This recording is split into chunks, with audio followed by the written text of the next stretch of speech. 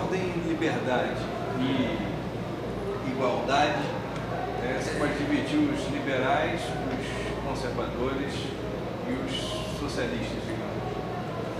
Os liberais, obviamente, colocariam a ordem, liberdade, ordem e igualdade, temos preferência. Os conservadores seria ordem, liberdade e igualdade, e os socialistas seria igualdade, liberdade e ordem. Essa classificação me parece mais problemática. Porquê? Mais. Porquê? E agora, invocando o título de um livro, de um dos meus livros, que foi feito com base na minha tese de mestrado, chama Ordem, Liberdade e Estado. E a ordem das três palavras não é arbitrária. Eu, sendo liberal, considero, no entanto, que vem primeiro ordem, segundo liberdade e terceiro um mecanismo político que você utiliza para ter ordem e para ter liberdade. Porquê é que eu discordaria de uma classificação nos moldes que você falou? Porque aí a questão não é se você prefere ordem ou liberdade, é essencialmente que noção você tem do que é ordem. Ou seja, o que constitui ordem.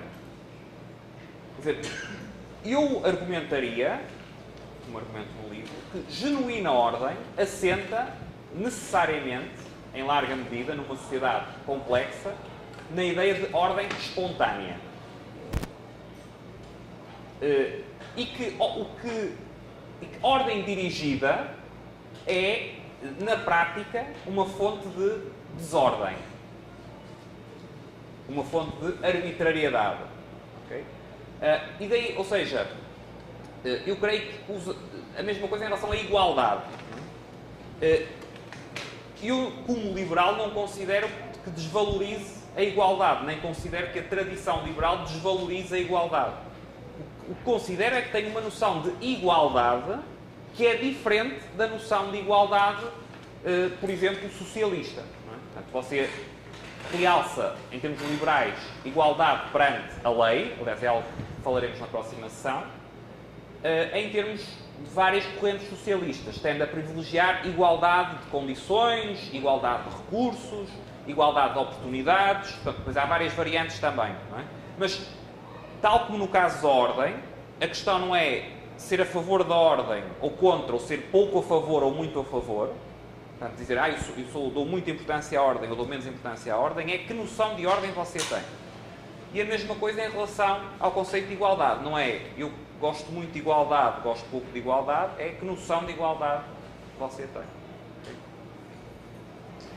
Se as drogas fossem hoje um ambiente de liberdade, onde as pessoas pudessem, de uma forma individual, escolher se querem ou não utilizar drogas, né, que é uma questão individual, não coletiva,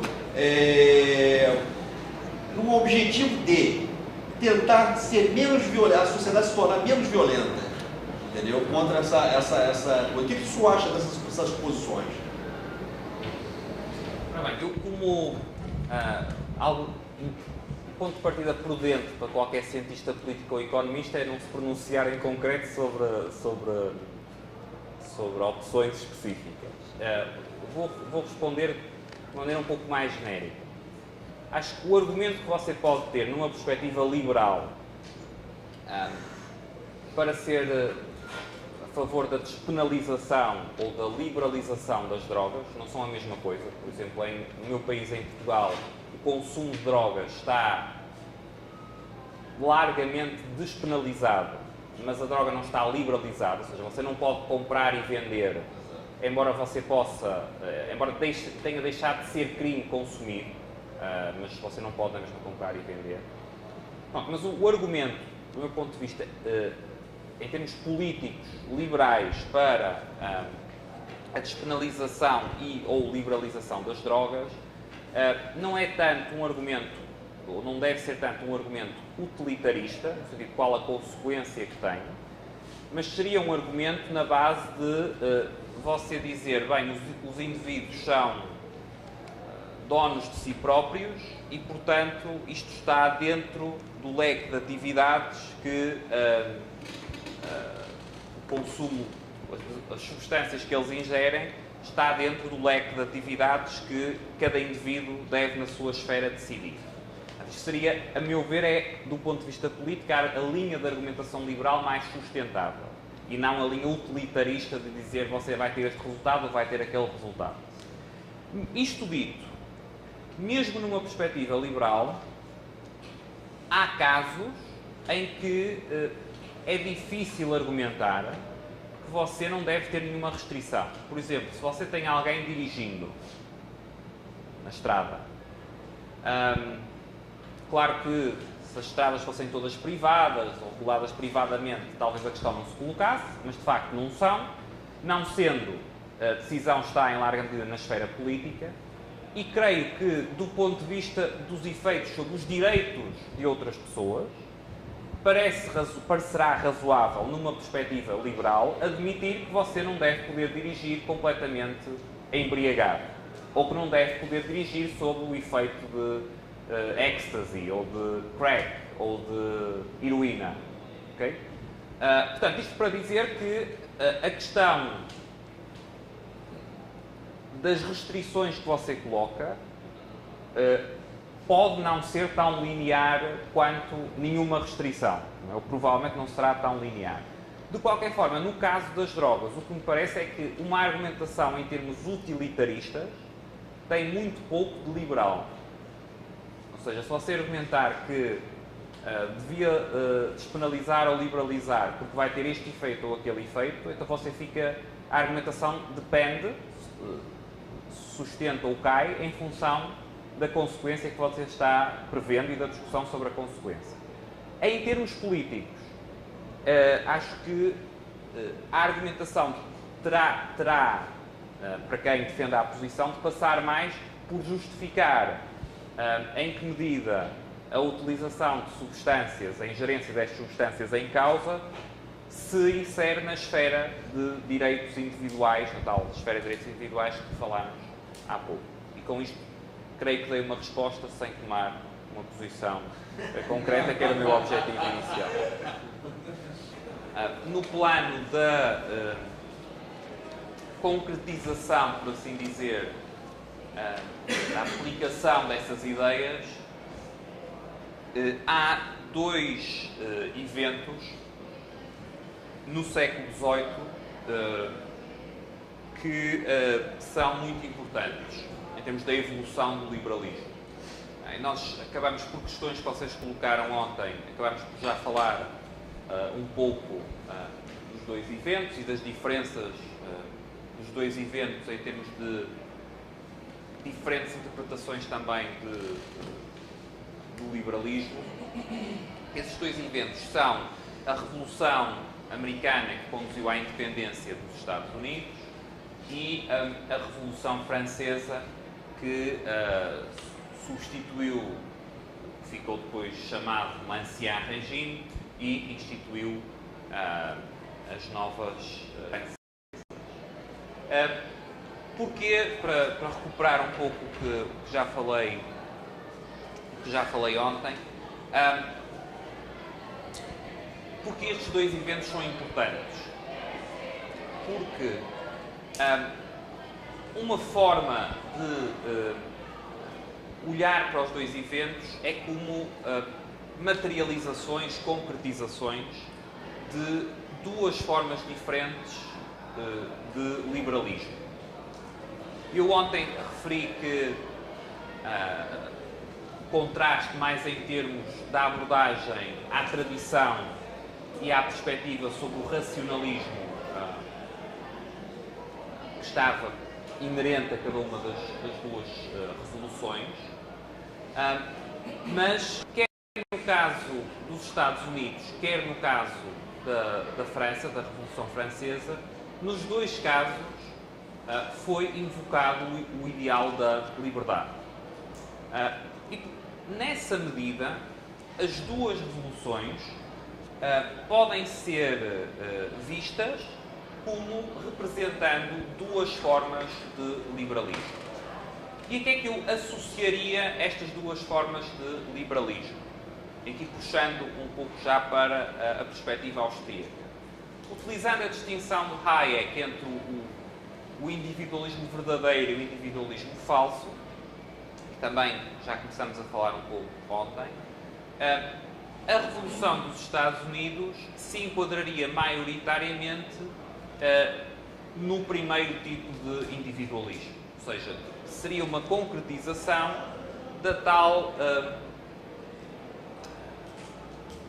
propensão para defender a tal esfera de direitos e liberdades individuais e as tais tradições em termos de limitação do poder político. Portanto, a tal revolta, daí o ter nascido como uma revolta fiscal contra a coroa britânica e daí ter nascido na tal Tea Party e a significado ser tão forte que ainda hoje a expressão continua sendo uma expressão popular e imediatamente reconhecível, com esse sentido nos Estados Unidos, a ponto de ser adotada agora por movimentos populares anti-estatistas ou percepcionados como anti-estatistas. No caso francês, no caso da Revolução Francesa, e ainda que havendo alguns elementos comuns, como eu referi também ontem, quer históricos, quer ideológicos entre as duas revoluções. Teve até revolucionários franceses como Lafayette, que foram figuras importantes na Revolução Americana, portanto não são duas situações completamente diferentes, mas mesmo havendo elementos históricos e ideológicos comuns, há diferenças importantes. E no caso da Revolução Francesa, o que esteve muito mais em causa foi uma quebra radical, uma ruptura com a tradição do que se convencionou chamar o ancien regime. Ou seja, a invocação feita da liberdade no contexto da Revolução Francesa era uma invocação da liberdade, ou se quiserem, uma forma de liberalismo que visava reconstruir radicalmente a sociedade. Radicalmente e racionalmente. Certo? Em termos de formas de liberalismo, e aqui vou apressar um pouco, porque ontem já discutimos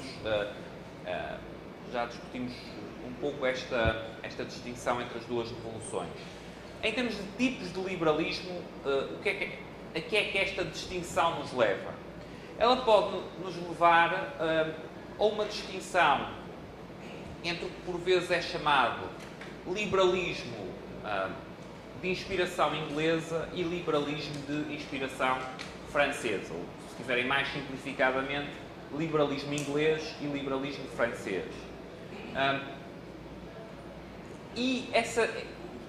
Qual é que é a essência dessa distinção? É precisamente entre uma forma de liberalismo associado às instituições britânicas, que é um liberalismo que assenta na defesa de direitos e liberdades individuais tradicionalmente reconhecidos e gradualmente evoluem ao longo do tempo, e que vai desde os primeiros documentos de limitação do poder político em período medieval, nomeadamente a Magna Carta inglesa, e uma outra tradição, uma outra linha de pensamento liberal, tal liberalismo francês, que assenta na ruptura com o passado. Portanto, em você instituir um conjunto de direitos individuais que são racionalmente percepcionados e racionalmente